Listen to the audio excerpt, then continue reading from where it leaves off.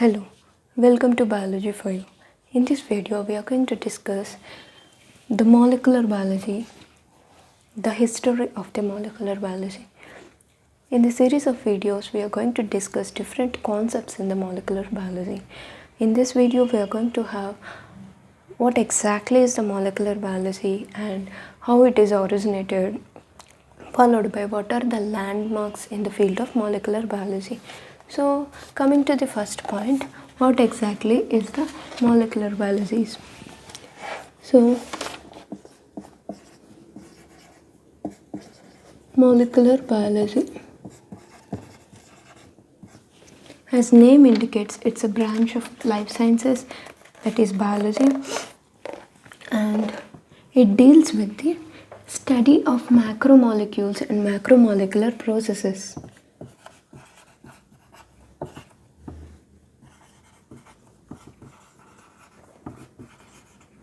So, the macromolecules like DNA, RNA, protein.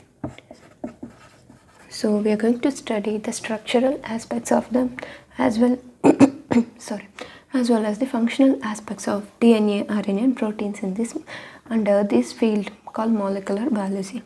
Basically, this molecular biology, the term molecular biology was coined by a scientist called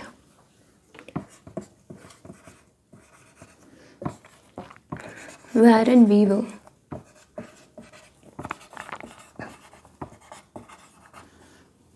So, he coined the term molecular biology in the year of 1938, but by his time the name was not very much popular. But when the famous scientist Francis Crick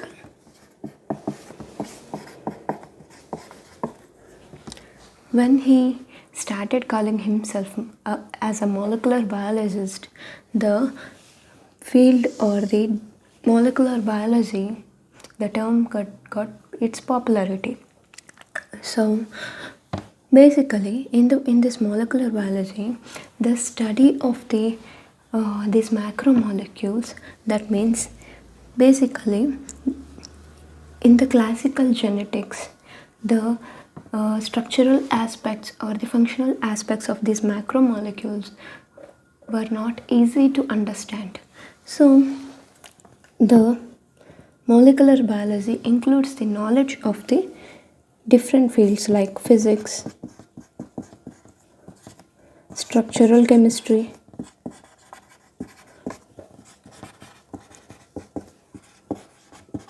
and the genetics. So, by converging the knowledge from all these fields, the field called molecular biology come into existence, and it eventually gave birth to the branches like genomics, proteomics, and the bioinformatics.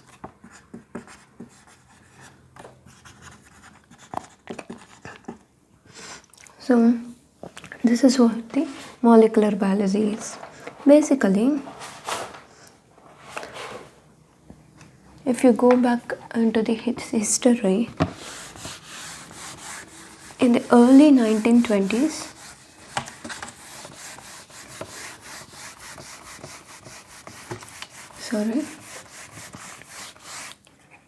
so basically the molecular biology come into existence in the early 20th century by the experiments of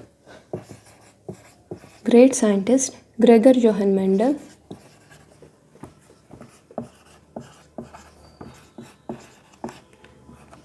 who discovered laws of inheritance.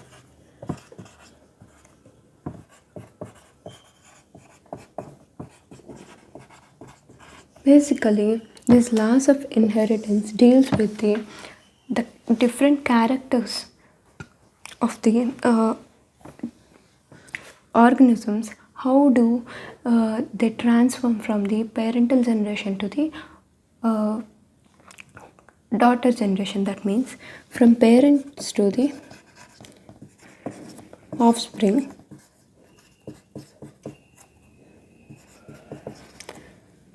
The inheritance happens. So he proposed several rules, a set of laws called laws of inheritance, which deals with the study of the inheritance patterns from the parental generation to the offspring. So he explained how different characters will be segregated and how do they will be independently assorted into the daughter generation. So but by the Mendel's age, nobody knows what exactly is the physical base of this kind of inheritance. That means the nature of inheritance.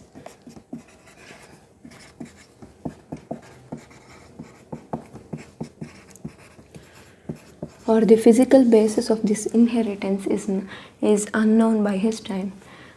So there are many scientists who really want to understand what is the physical basis or the nature of the inheritance. So that is where the field called molecular biology come into existence. The other scientist called T.H. Morgan in the year of 1926.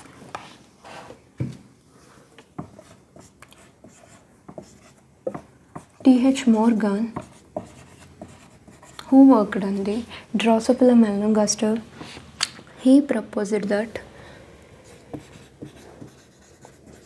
chromosomes are responsible for these inheritance patterns.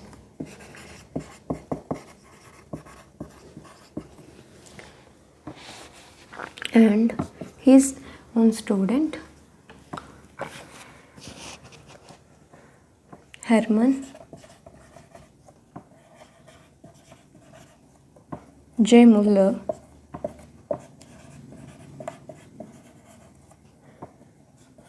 he proposed that gene is the basis of the life.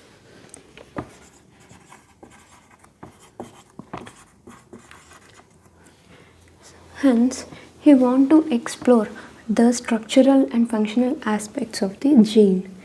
As he understood, genes are the responsible things for that means the gene is the physical thing that is going to be inherited from the parental generation to the offspring.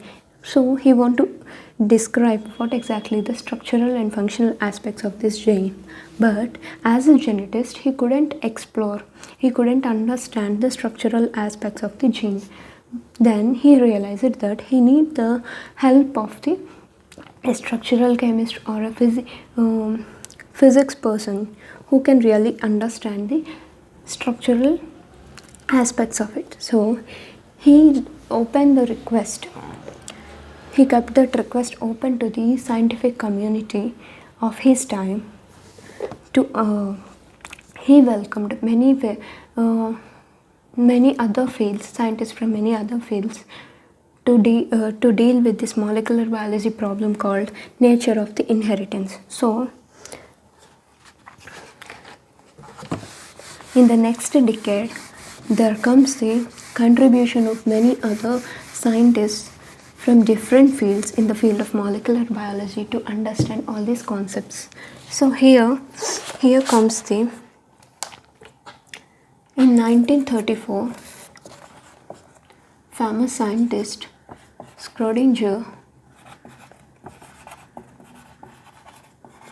explained bacteriophages, the virus which infects the bacteria.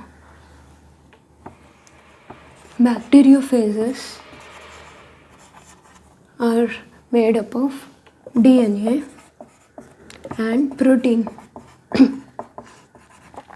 In 1944, Schrödinger explained the ways in which the principle of quantum physics explains the stability and the mutability of the gene.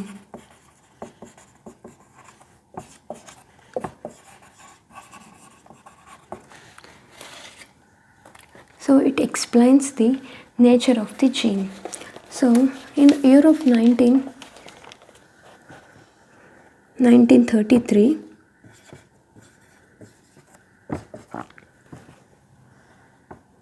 Niels Bohr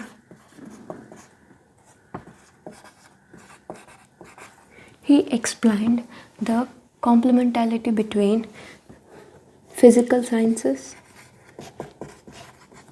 and biological sciences. So it inspires his own student called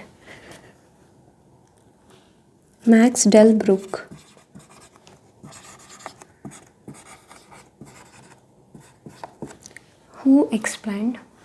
who used bacteriophages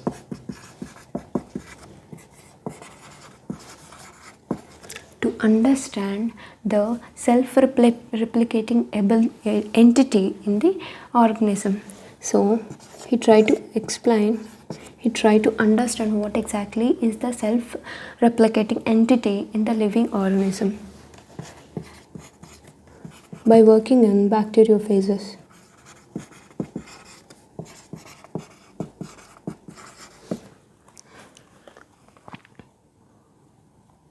His own colleague called Linus Pauling.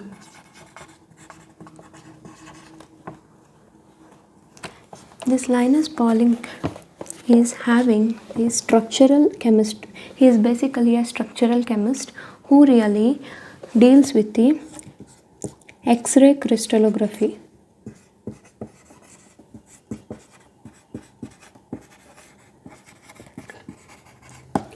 This X-ray crystallography is a science in which the X-rays are used to determine the three-dimensional structures of the components. He used this X-ray crystallography knowledge in the field of biology to explore the structures of the macromolecules.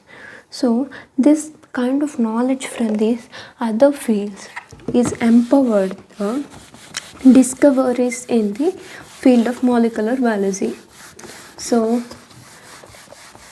by this X-ray crystallography knowledge, the structural aspects of the DNA, RNA and protein molecules is explored, and that is used to understand the nature of them. So parallel to all this, in 1928,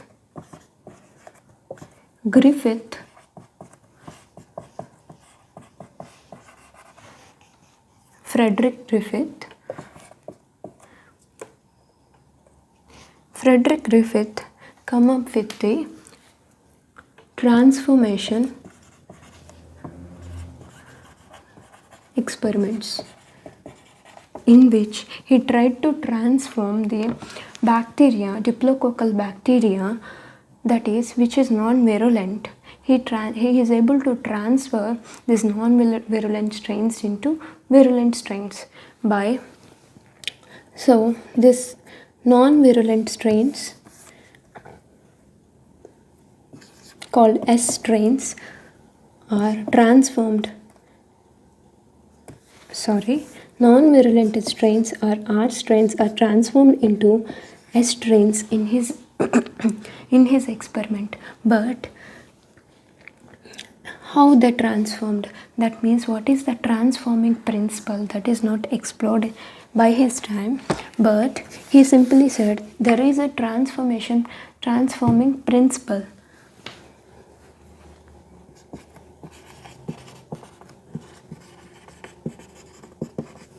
Transforming principle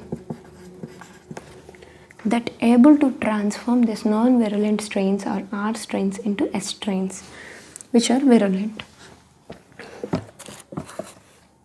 In the year of 1934, as we already discussed, Schrödinger explained that bacteriophages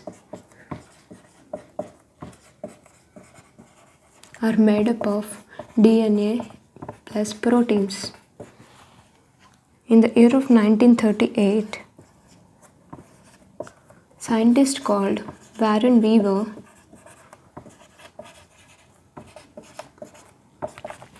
he titled the name molecular biology. This is also we discussed in the introduction. He coined the term called molecular biology. Later, in the year of 1941, Beadle and Tatum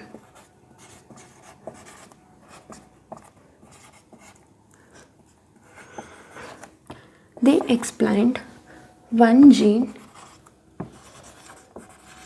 one enzyme theory. So this one gene, one hypothesis is based on the fact that one gene is responsible for the expression of one complete enzyme. So a gene is having the information to express into a one enzyme, or it has the all information and it will be transcribed and translated into a complete enzyme. So that is what one gene, one enzyme hypothesis is. So later in the year of 1950, Erwin Chargaff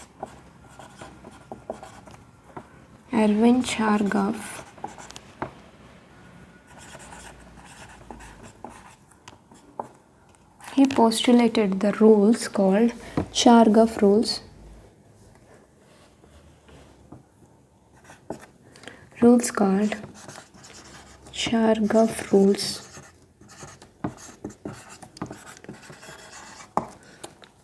So this Chargaff rules is for understanding of the structural aspects of the DNA.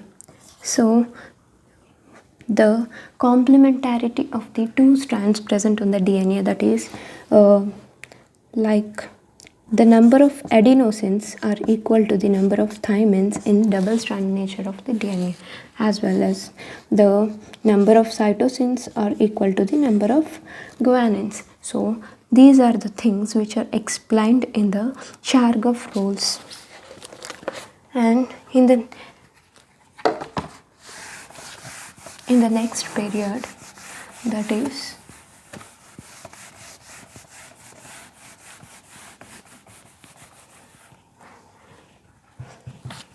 in the year of 1952, Alfred Hershey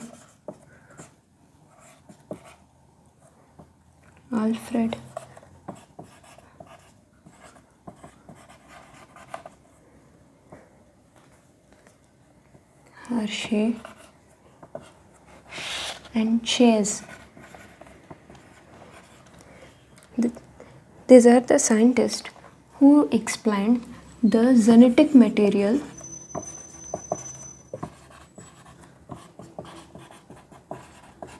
is DNA. So the basis of the inheritance, or the main genetic material present in living organisms is DNA, but not the proteins. That is what explained by the it is experimentally proved by the scientists, this Hershey and Chase, in their famous experiment called Blender's experiment. So in the 1953 year, James Watson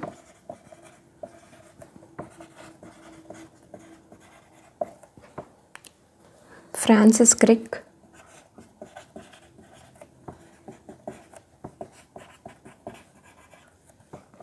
and Maurice Wilkins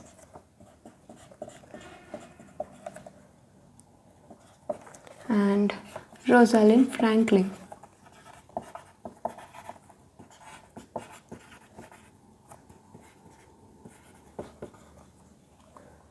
So these four scientists together worked on the structure of the DNA, structural aspects of the DNA.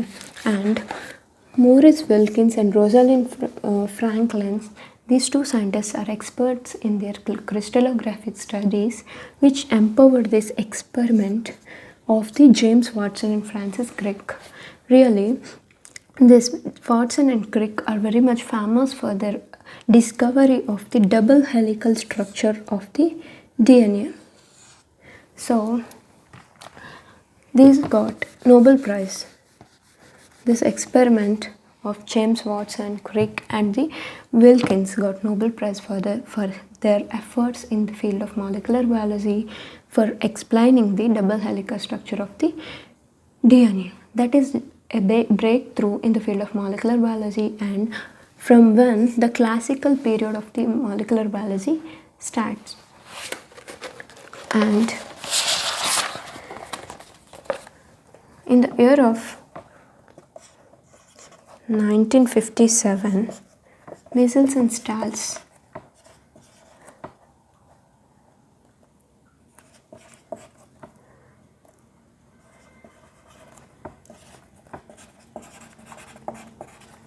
experimented the replication of the DNA, and they proposed semi-conservative model. Basically,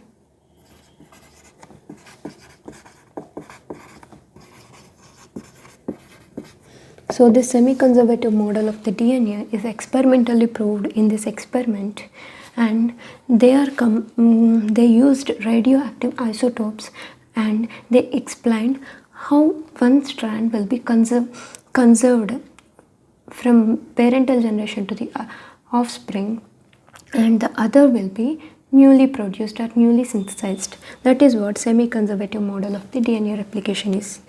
Among two strands, one strand will be newly synthesized and one strand will be directly taken from the parental cell. In the year of 1958, Korenberg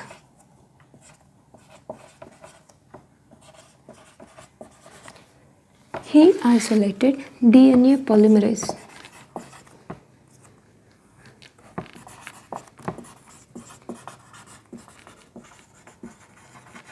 So, this enzyme, which is responsible for the replication of the DNA, and he named itself as a Korenberg enzyme.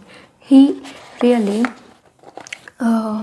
he is able to isolate a component or the subunit of the DNA polymerase, and he named that subunit as a Korenberg enzyme. And followed by, in the year of 1961,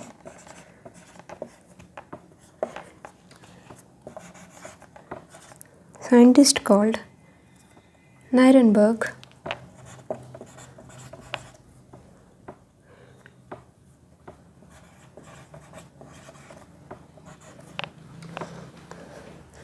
he explored or cracked the genetic code of the mRNA. So that is the first invention in the concept of the genetic code.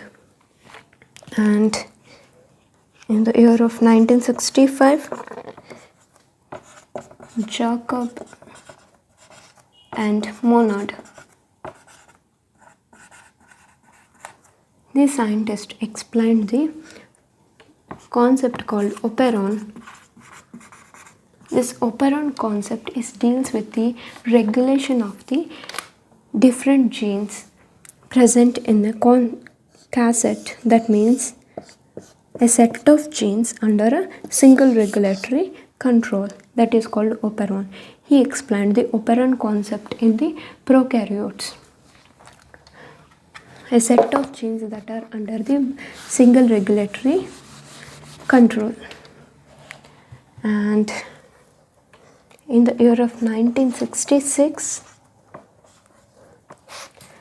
H.G. Khorana, Hargobind Khorana,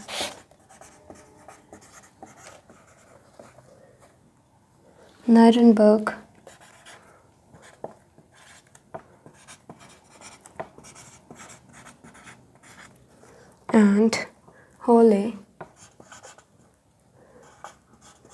Hoyle. These are the scientists who cracked the genetic code of one enzyme.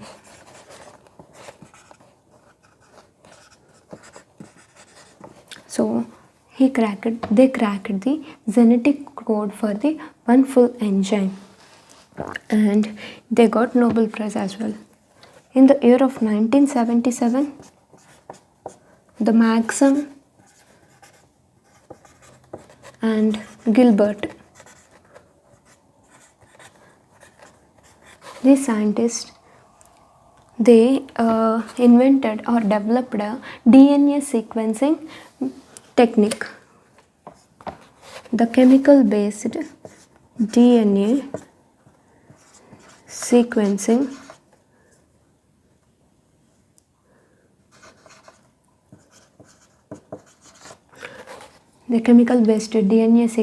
technique called Maxim and Gilbert method. In the same year, 1977, Frederick Sanger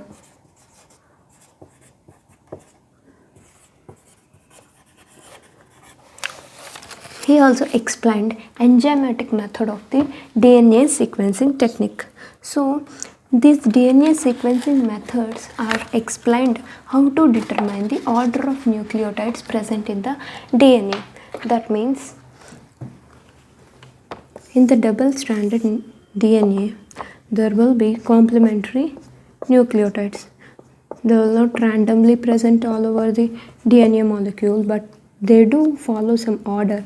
That pattern of nucleotides really holds the information regarding the all these processes. So in order to determine the sequence or the order of nucleotide present in the DNA molecule, will be going for DNA sequencing techniques. So these DNA sequencing techniques, the classical methods, basic DNA sequencing methods are described by or developed by these two scientists in the year of 1977, which paved the way towards the advancements in the field of molecular biology, which really empowered this bioinformatics, genomics and proteomics. So that is what the basic history of the molecular biology. And these are the milestones in the field of molecular biology.